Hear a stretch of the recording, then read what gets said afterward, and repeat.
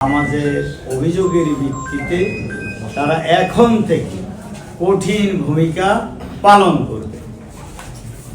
তবে আমি যতটুকু আইন শৃঙ্খলা বুঝি, 16 দানা যেভাবে আমাদেরকে আঘাত করেছিল, তখন যদি আইন শৃঙ্খলা কঠোর ভূমিকা পালন করত, তাহলে হাজুরিয়া বাজারে পুনরায় ঘটনার পুনরাবৃত্তি ঘটত না।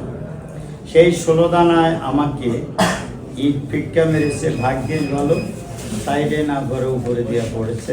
আমাদেরকে আশ্বস্ত করেছে ওনারা লেভেল প্লেইং ফিল্ড করবে।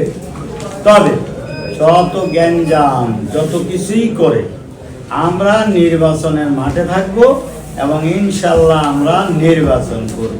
আমরাও চাই, সবাই মিলে চাই যে একটা শান্তিপূর্ণ নির্বাচন হোক। এতে কোনো কিছু আছে নাকি জিনিসটা? আমরা তো এই সমস্ত টাইপের লোক না, আমরা এগুলো বলি না। আপনি একটা লোকের চরিত্রিক বৈশিষ্ট্য সব কিছু মিলে, যতগুলো প্রার্থী আছে সবার বৈশিষ্ট্য মিলিয়ে আপনি দেখেন যে আসলে আমরা কীরকম টাইপের লোক, আমরা কি এই সমস্ত ভেজালে থাকি কিনা।